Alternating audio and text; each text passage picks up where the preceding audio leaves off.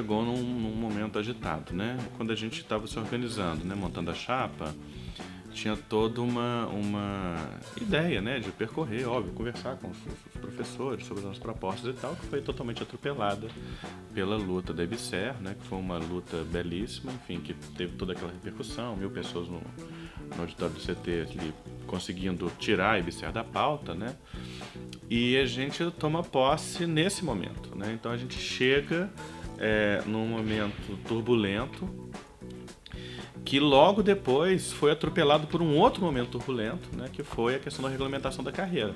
O que acontece é que essa ligação da EBSER com a carreira, eu acho que com a regulamentação da progressão da carreira, acho que ajuda a mostrar o que vem significando, né, o caminho que a UFRJ vem tomando, e também acho que nacionalmente isso tem uma relação forte, que é uma tendência a um certo conservadorismo, né? Que tipo de conservadorismo? Conservadorismo da universidade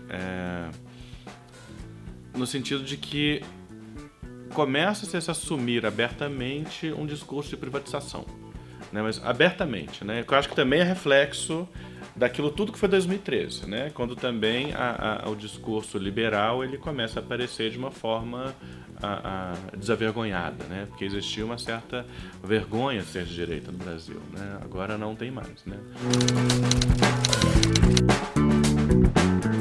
A carreira, assim como a EBSER, elas trazem em conexão um reconhecimento de que a universidade pode funcionar pela lógica privada. E junto com isso, a lógica privada não apenas a lógica, né, no sentido do financiamento, no sentido do salário, no sentido de fazer pesquisa para empresas privadas como sendo a maneira de dinamizar a economia, é isso tudo, mas também uma crença de que a lógica de funcionamento privado é melhor no sentido de um reconhecimento de uma certa meritocracia. E como se, né, a meritocracia de fato fosse algo relevante para a aprendizagem, né? E aí o que acontece? A regulamentação da carreira, ela traz isso de uma forma muito perversa, quando ela começa a criar uma ideia, né, que a gente combateu, e acho que conseguimos reverter isso aqui na UFRJ, uma ideia de que é a pós-graduação a única coisa que tem sentido na universidade em questão de ser valorizada, né? E uma pós-graduação, obviamente, quando a gente vê, né, a pós-graduação ela é um lugar de disputa de entrada da privatização na universidade forte, né? Porque existe todo um interesse do capital em financiar a pós-graduação e tudo mais, agora também a graduação, mas a pós-graduação sempre foi uma porta de entrada, que não significa que pesquisa seja isso. Mas então, assim, isso vai parecer que era a mesma lógica que a EBSER também trazia, né? Que mudava a finalidade do hospital, ou seja, o hospital vai funcionar melhor se ele tiver uma finalidade de atendimento mais eficaz, que ia ser medido, né, quantitativamente pelo número de atendimentos e tudo mais que dizem respeito à medida, né? E você perde nesse aspecto a medida humana da universidade.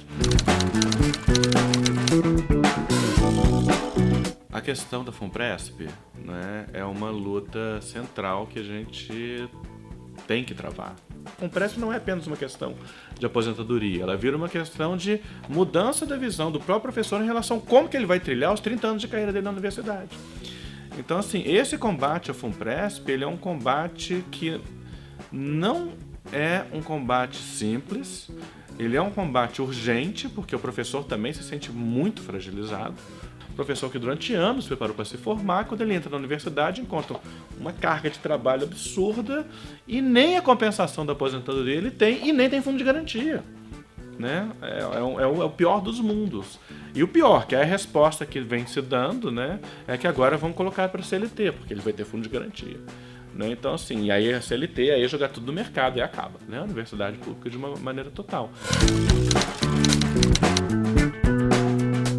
O sindicato ele tem que saber trabalhar no encontro com o professor, mas esse encontro com o professor, o encontro presencial, né, em reuniões de unidade, ir lá, falar, ouvir o professor, fazer com que o professor entenda que o sindicato é o lugar onde ele tem também, né, a contribuição a fazer, é talvez um dos trabalhos mais difíceis de serem feitos. O professor não tem tempo, né, então conquistar um tempo na agenda do professor, né? E o sindicato ele está disputando tempo. Não é simplesmente que o professor está com o tempo livre e não quer encontrar com o sindicato.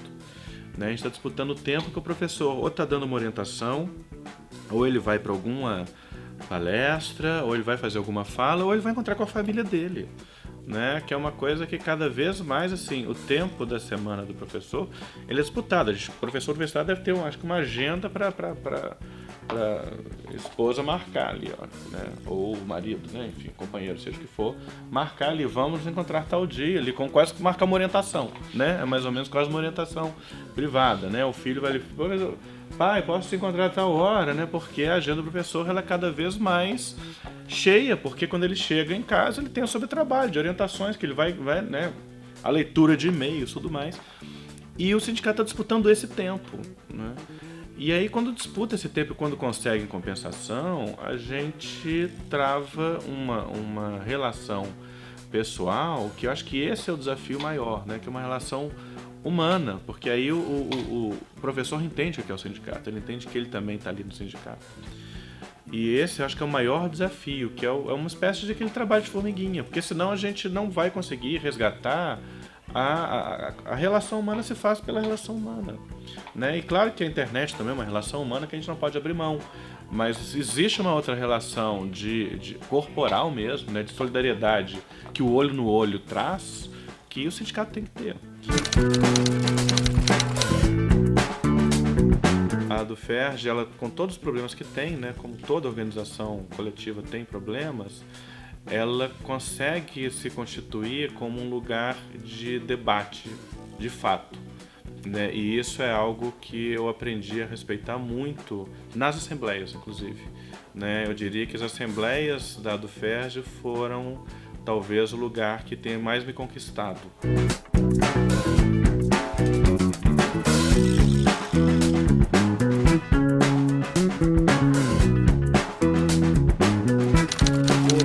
Obrigado.